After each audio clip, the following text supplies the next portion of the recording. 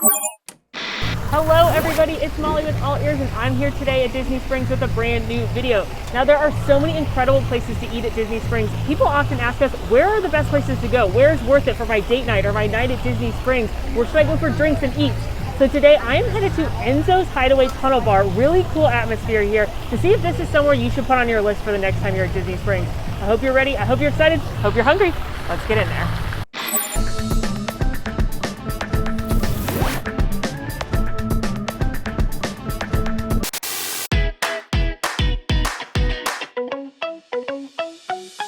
Enzo's Hideaway is hiding under Maria and Enzo's, which is a full-service Italian restaurant, because Enzo's Hideaway is actually themed after the Prohibition era with the rum runners, so you're actually like down in the tunnels. It's very exciting. Hello!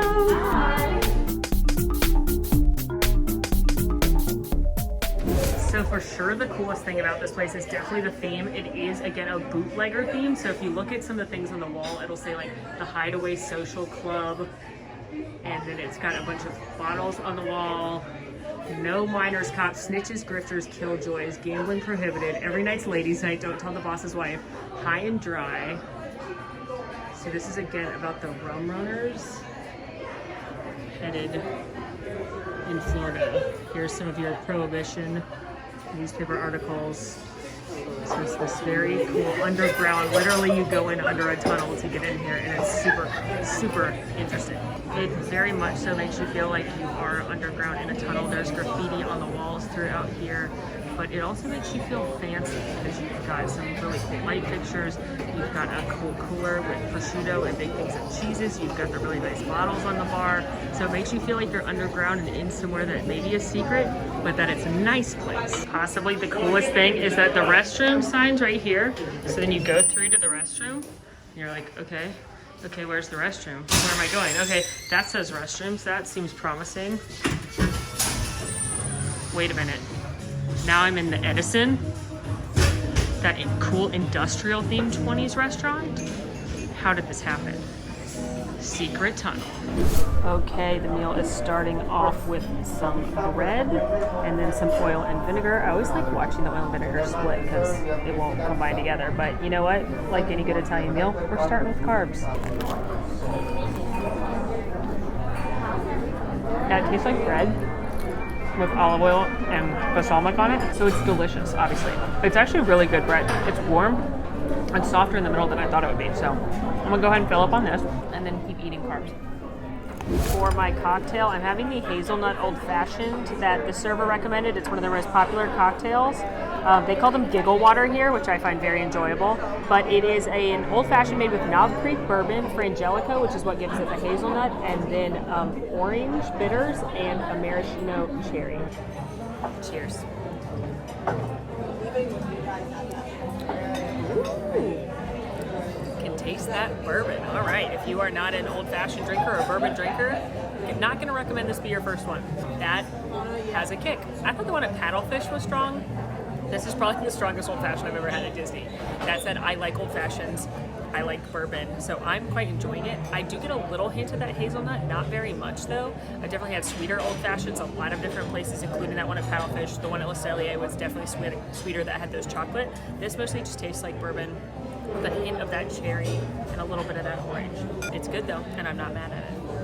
It's appetizer time, and I'm very excited about both of these because they both feature cheese, and that's my favorite food. So we've got the meatballs, which are some classic braised meatballs featuring a whipped ricotta and parmesan down there. Yum. And then this is also a caprese, but it's made with burrata cheese as opposed to your classic mozzarella. Burrata is mozzarella that just hasn't formed all the way in, so it's a little gooier, a little doughier, and then it's got some tomatoes. It's tossed in olive oil, sea salt, basil, and then some house-made focaccia bread to go with it. All right, meatball time.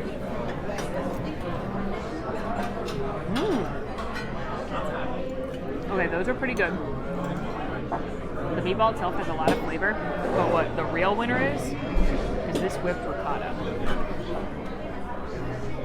I would like to eat that on everything. I can taste the citrus. There's definitely some kind of lemon or something likely squeezed on top or in the whipped ricotta itself. I'm gonna try the meatball without the cheese because obviously I love the cheese addition. It's very good. It's very moist.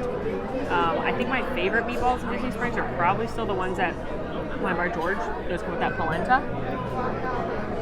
But that's a very good meatball.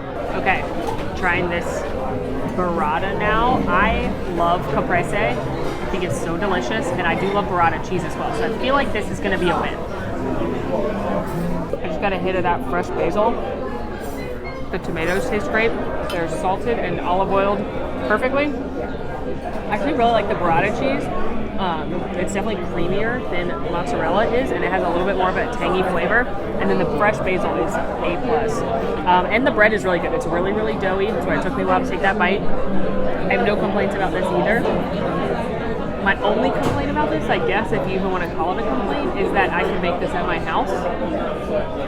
So sometimes people don't want to go pay for food that they can make at their house. They want something a little more extravagant. But if you're looking for simple, delicious, shareable, this is good. I think of the two, I would get this one again, just because that's my preference. I like a caprese a lot, and I like the addition of the burrata cheese. All right, sampling 2 entrees. One, we've got a classic spaghetti and meatballs, some delicious meatballs with your spaghetti, basil, parmesan. It says it's got some pepper, yum. And then also, this is the most popular dish here. It's the pasta alla nonna.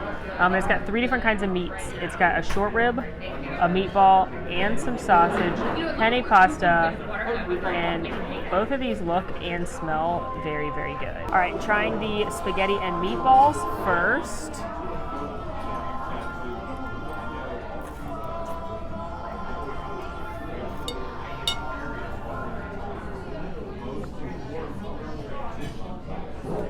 You know what? I got no complaints about that. The spaghetti is definitely thicker than what I'm used to when I think spaghetti. I think my household does angel hair more. But you can tell that's house-made pasta. And then it's got this yummy meatball, which I've already had. It's the same meatballs. It's kind of doughy almost, the pasta. The sauce has good flavor. There's not a lot of it. You can have Parmesan if you want, which I'm going to do. Yeah, I mean, very basic, but very well executed.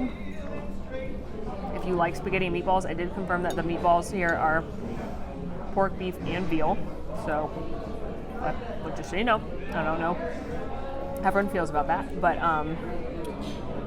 it's pretty good. I mean, it's pretty basic, but it's good. It's very well executed. Definitely better than if you got spaghetti and meatballs at like Tony's Town Square. Okay, and now the pasta alla nonna. I'm gonna try the sausage first.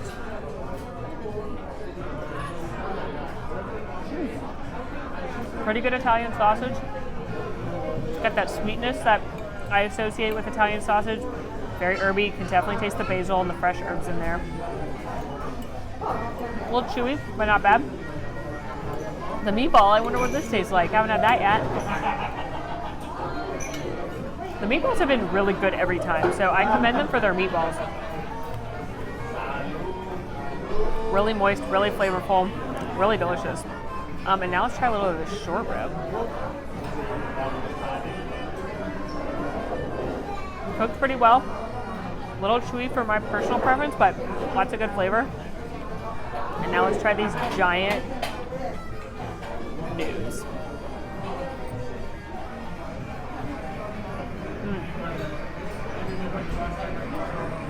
Ooh, those are so good. Okay, I personally like this dish. Ooh, and there's that chili coming in. Oh yeah, definitely got a little spice. Okay, this dish definitely trumps the spaghetti in my opinion. One, it's definitely more unique. You've got the 3 different kinds of meat. While I think of the meats, the meatball still wins as my overall. I love the big penne noodles. I mean, they're absolutely massive. Look at that. And I love that it has a little bit of heat with it. So to me, this is something that's a bit more unique. I don't eat a lot of pasta going out in general just because I feel like it's something simple that you can cook by yourself at home. So it's hard for me to justify paying to go out and eat it.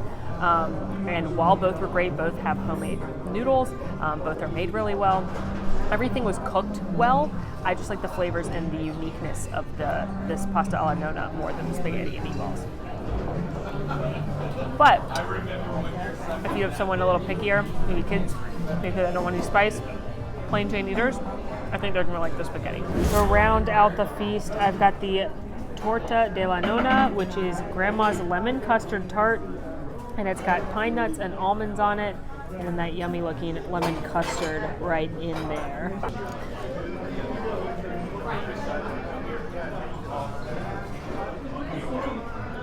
Whoa, I wasn't expecting that to be so delicious. Okay, I love lemon, full disclosure. So they also had a cannoli, they had a chocolate ganache, but I love lemon, which is why I chose this one. And I have to say, I'm pretty delighted by this. The tart itself, nice and lemony, and then it's got the crunch from the nuts on the top. And then you've got this raspberry filling. I'm not tasting a lot of it, or raspberry sauce rather. The crust itself is nice and crumbly and buttery. It kind of tastes like the lemon sandwich cookies that are the Girl Scout cookies, if you know what I'm talking about. That's what I would describe it as. Wow, I'm actually delighted by this dessert. Way more than I thought it'd be, because normally at Italian restaurants the dessert is pretty meh. Like you can maybe get a good cannoli sometimes. A lot of times you can get really bad cannolis. And for me, usually table service Italian restaurants, not where I'd go for dessert, but this might be one of the best ones I've ever had at Disney World. That said, should you come here just to get this dessert? No, there's still better desserts out in Disney Springs. Like Gideon's cookies are amazing. A lot of people like Sprinkles cupcakes. You can get some great stuff at Vivoli El Gelato. That's where you should go if you want a real good Italian dessert, that Italian gelato shop, Ghirardelli. So this is very good, and I'm very much enjoying it. But and like I said, impressed. For my lemon lovers out there, this could be the winner for you. Had a lot of food, 3 courses, cocktails. Overall, what do I feel about Enzo's Hideaway? What I feel is that this environment is cool. I'm loving the speakeasy vibe. The cocktails were great. I really liked the appetizers as well, with the burrata caprese being the winner for me. As far as the entrees go, they were very good. Both were delicious. I have no complaints about either. They were both executed well, nothing too exotic or crazy flavor-wise, but they were also expensive. I'm talking in the $30 range for pasta dishes. I also did enjoy that dessert. So overall, how am I feeling about Enzo's Hideaway? I feel like I wish it was just a bar with tapas and appetizers and maybe a few sweets, because that's where they really nailed it for me. I definitely feel myself coming back here to get a cocktail, maybe that burrata again, or trying another appetizer and just enjoying this really cool environment that is unlike anything else at Disney Springs. As far as the main course goes though, however, I feel as that there's so much amazing, incredible, and unique food here at Disney Springs. You've got Chef Art Smith's Homecoming, you've got Wine Bar George, you've got Morimoto Asia, Raglan Road, there's Haleo. There are so many incredible restaurants here at Disney Springs. For me, I'm not going to come back and get, let's face it, expensive pasta again. But if you are someone that's got some pickier eaters in the family, you've got some people that aren't super adventurous, but they still want to enjoy a delicious meal, then maybe you want to consider Enzo's Hideaway. I will say this is some of the best Italian food I've had at Walt Disney World. Disney in general doesn't do Italian food great, with the exception of Via Napoli in the Italy Pavilion being absolutely phenomenal, but generally speaking, Italian food at Disney isn't the best, and I will say this pasta was some of the best I've had at Walt Disney World. So for me, I think that this is definitely a great spot to come for cocktails, maybe an appetizer, especially if you're doing kind of like a progressive dinner or a drink call around Disney Springs. So yeah, I think overall, great cocktails, great atmosphere, really, really fun, worth a visit. But for me, if I come back, it'll just be for cocktails and maybe an appetizer. Well, friends, that is a wrap on my review of Enzo's Hideaway here at Disney Springs. Let me know if you've eaten here and what your experience was in the comments. Let me know what restaurant you want to see next. In the meantime, make sure to rate, review, subscribe to our channel, follow us on social media at AllEars.net. And until next time, I'm Molly, and it's been magical. Hey, it's Molly here. Want to see more of my videos? Click over here. Want to subscribe? You can do that right here. And also, ring that notification bell to make sure you get instantly notified anytime we post a new video. Thanks for following. See you real soon.